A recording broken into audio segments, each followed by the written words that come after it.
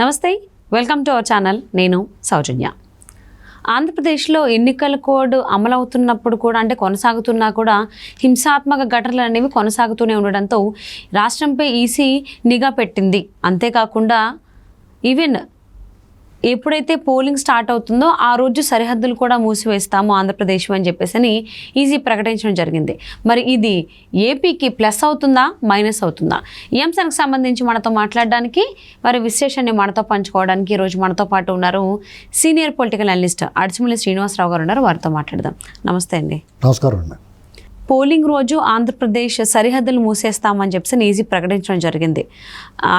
ఇప్పుడు ఎన్నికల కోడ్ కొనసాగుతున్నా కానీ హింసాత్మక ఘటనలు కొనసాగుతుండడంతో ఇంకొన్ని ఇష్యూస్ వల్ల మరి ఇది ఏపీకి ప్లస్ అనుకోవాలా, మైనస్ అనుకోవాలా? ఇప్పుడు ప్లస్ మైనస్ కంటే కూడా ఇప్పుడు ఎలక్షన్ కమిషన్ ఇచ్చిన వార్త న్యూస్ ఏంటంటే ఆంధ్రప్రదేశ్లో ఎన్నికల కోడ్ వచ్చిన తర్వాత హింస చెలరేగటం, హింసాత్మక ఘటనలు జరగటం వల్ల ప్రత్యేక దృష్టి పెట్టాము. అనేక ఫిర్యాదులు సిఎస్ మీద పెన్షన్ల విషయంలోనూ, తర్వాత సరైన చర్యలు తీసుకోవట్లేదు అనే దాని మీద, ఇంటెలిజెన్స్ చీఫ్ మీద, పోలీస్ కమిషనర్ మీద, తర్వాత మోడీ గారి సభలో అప్పుడు భద్రతా వైఫల్యం, ఇలాంటి వాటి మీద కంప్లైంట్లు వెళ్ళినాయి. ఇవన్నీ జరగటం వల్ల కొన్ని చర్యలు తీసుకున్నారు. అప్పుడు మోడీ గారి సభ మీద దానికి సంబంధించి 9 మంది ఐఏఎస్లు ఐపీఎస్ని కలిపి 9 మందికి పక్క తోసేశారు. తర్వాత మద్యం విషయంలో ఒక అతను వెంకటరామరెడ్డి అన్నవాడిని పక్కకి ఉంటారు. అలాగే ఉద్యోగ సంఘాల్లో అతన్ని. ఇవన్నీ జరిగిన తర్వాత నిన్న సాయంత్రానికి, ఇది నిన్న పొద్దున వార్త, నిన్న సాయంత్రం వార్త ఏంటంటే క్రాంతి రాణా తాత, అలాగే ఆంజనేయులు ఇంటెలిజెన్స్ చీఫ్, వీళ్ళని ట్రాన్స్ఫర్ చేశారు, బదిలీ చేశారు. ఓకే, ఎన్నికల విధులు లేకుండా మామూలు విధులు ఏదో అక్కడ. అది వాళ్ళు చేసే ఎలక్షన్ కమిషన్ కూడా పర్ఫెక్ట్గా లేదండి. ఎందుకంటే సరే ఇవన్నీ మీరు చేస్తారు, ఎన్నికల కోడ్ విడుదలైన తర్వాత కూడా హింసా ఘటనలు జరిగినాయి కాబట్టి వాళ్ళ మీద చర్య తీసుకున్నారు. మీరు దొన్నపోతు మీద వాను కురిసినట్టు తొమ్ముంటే మిమ్మల్ని ఏం చేయాలి? ఒక సామాన్యుడి ప్రశ్న. ఇప్పుడు చీమ కుట్టినట్టు లేకపోతే ఇక్కడ జరుగుతున్న సంఘటనలో ప్రభుత్వ యంత్రాంగం, ఐఏఎస్లు ఐపీఎస్లు, ఇంకా రెవెన్యూ డిపార్ట్మెంట్లో వాళ్ళు కింద స్థాయి సిబ్బంది వరకు చాలామంది ప్రభుత్వానికి ఊడిగం చేస్తుంటే మీరు కనీసం పట్టించుకోకపోతే మిమ్మల్ని ఏం చేయాలి? దీన్ని ఎవడు బాధ్యత తీసుకుంటాడు? మీ మీద చర్యలు ఎవడు తీసుకుంటాడు? ఈ స్వతంత్ర భారతదేశంలో ప్రజలే రాజులు, ప్రజాస్వామ్య దేశం, ప్రజలే పాలకులు అన్న దాంట్లో మీ మీద ఎవరు చర్యలు తీసుకుంటారు? దానికి ఒక వివరణ ఇవ్వాలి. ఫస్ట్ మేము తప్పు చేస్తే మీరు మమ్మల్ని మా మీద శిక్షించి వచ్చేటువంటిది ఎక్కడ ఉంది? ఇప్పుడు చూడండి, గత నెలలో, ఈ నెల మొదటి వారంలో పెన్షన్ల పంపిణీ వ్యవహారంలో చీఫ్ సెక్రటరీ బాధ్యత వహించాలి. 33 మంది చనిపోయిన దానికి ఎలక్షన్ కమిషన్ చెప్పిందని బేఖాతరు చేసాడు అతను. వాలంటీర్లు వాడొద్దు, అయినా సరే ప్రత్యామ్నాయ ఏర్పాట్లు చేసుకోండి. మీరు వృద్ధులు, వికలాంగులు, ఆరోగ్యం బాగోలేని వాళ్ళకి ఇంటికాడే మీ పెన్షన్లు ఇవ్వాలని చెప్పారు. వాళ్ళందరినీ మండుటెండలో సచివాలయాల దగ్గరికి ఎందుకు తీసుకొచ్చారు? మీరు సచివాలయ సిబ్బందిని వాడచ్చు కదా, టీచర్లను వాడచ్చు, పంచాయతీ ఉద్యోగులను వాడచ్చు, ఆశా వర్కర్లను వాడచ్చు, అంగన్వాడీ వాళ్ళని వాడచ్చు, ఆఖరికి ఇంకా సరిపోతే టీచర్లు. అసలు సచివాలయ ఉద్యోగులే సరిపోతారు. అయినా సరే మీరు వృద్ధులను ఎంత ఇబ్బంది పెట్టేశారంటే దాని బాధ్యత ఎవడో? చీఫ్ సెక్రటరీ కదా. అతని మీద హత్యానేరం నమోదు చేసి అతన్ని సస్పెండ్ ఎందుకు చేయలేదు? అతను ఎందుకు ప్రాసిక్యూట్ చేయట్లేదు? ఇది చీఫ్ సెక్రటరీకి ఎంత తప్పో జవహర్ రెడ్డిది, ఎలక్షన్ కమిషన్ కూడా అంతే తప్పు. ఓకే, అక్కడ Vijayawada CP, DGP, intelligence chief, Jaganmohan Reddy మీద దాడి జరిగిందని చెప్పుకుండా లబలబలాడిపోతున్నారు వాళ్ళు. పెద్ద ఆపరేషన్ జరిగినా, బైపాస్ సర్జరీ జరిగినా మన మిత్రుడు రాజేష్ గారు చూడు 1 వారం రోజుల్లో బయటకు వచ్చేసాడు, శుభ్రంగా తిరిగాడు. అవును కదా, మీకు తెలుసు, మీకు చూస్తారు. ఆయన పెద్ద ఆపరేషన్ జరిగింది, సర్జరీ. అలాంటిది ఆయన 1 వారం రోజులకే బయటకు వచ్చిండే. ఇది 1 వారం రోజులైనా కానీ చిన్న గీత గోరుతో గీసుకున్నంత అయిన దానికి ఆ ప్యాస్టర్ సిగ్గులేకుండా తిరుగుతున్నాడు. అంటే రాళ్ళదాడని చెప్పుకున్నారు వాళ్ళు. దాని మీద భద్రతా వైఫల్యం కదా, దాడి జరిగిందని వాళ్ళే చెప్తున్నారు. అది దండ గీసుకుందా, రాళ్ళ దాడి జరిగిందా, అనవసరం గాయమైతే అయింది కదా, అది భద్రతా వైఫల్యం కదా. దానికి సంబంధించిన బాధ్యుల్ని మీరు డిస్మిస్ కదా చేయాలి, ముందు సస్పెండ్ చేయాలి, విచారణ చేసి డిస్మిస్ చేయాలి. ఈ రెండు చేయకుండా దొంగలు పడ్డ 6 నెలలు కుక్కలు మొరినాడు 6 నెలల తర్వాత వాళ్ళని పక్క తెప్పించడం ఏంటి? దీనికి ఎవరు బాధ్యులు? ఎలక్షన్ కమిషన్ కదా. మీకు చేతగాక చావలేక మీ దద్దమ్మతనాన్ని కప్పిపుచ్చుకోవడానికి దొంగ ఓట్లు అరికట్టలేక బోర్డర్ల నుంచి వచ్చి దొంగ ఓట్లని ఆఫ్ చేయలేక ఓటేతంగా వచ్చేవాళ్ళు బోర్డర్లు మూసేస్తారా? ఇది ఈ వార్తలో ఆ ఎలక్షన్ కమిషన్ ప్రకటిస్తే కనుక ఇది వాళ్ళకి సూటుగా అడుగుతున్నాను నేను.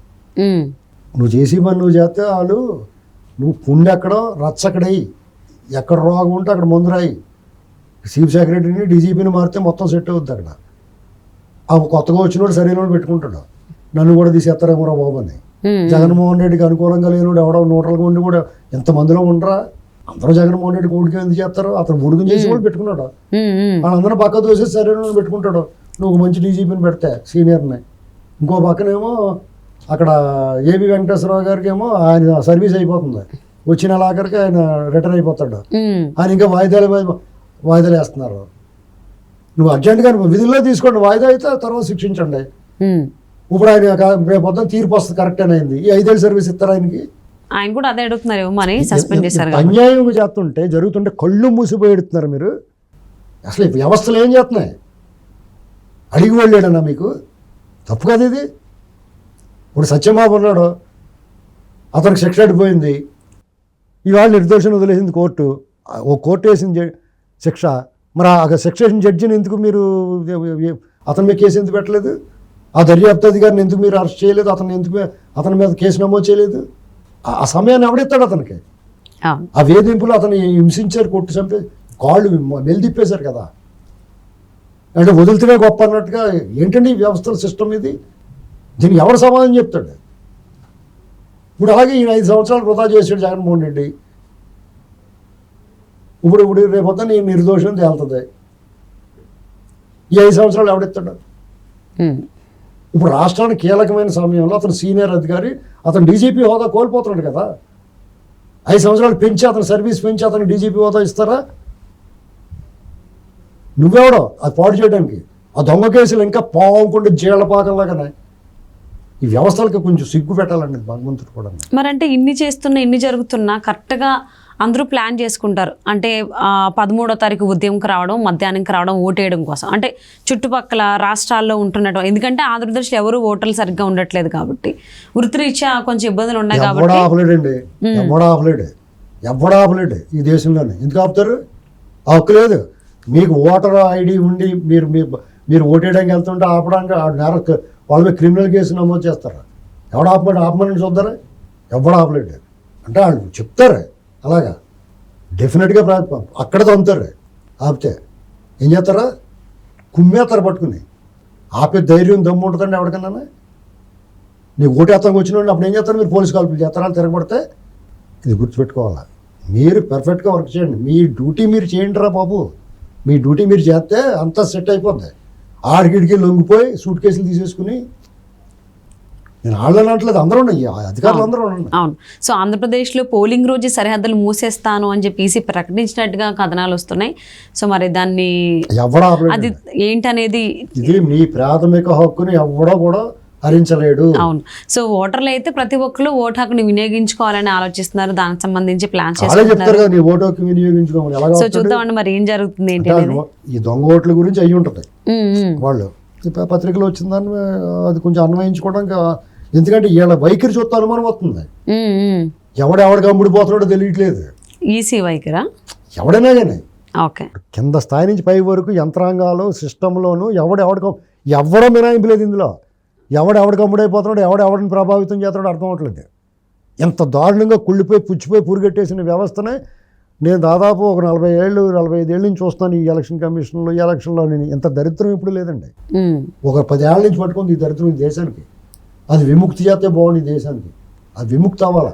సో పోలింగ్ రోజు సరిహద్దులు మూసేస్తాను అని చెప్పి ఈసీ ప్రకటించిన దానికి సంబంధించి ఓటర్లు ఏ విధంగా రియాక్ట్ అవుతారని చూద్దామండి రాబోయేటువంటి రోజుల్లో. Thank you so much Srinivas గారు.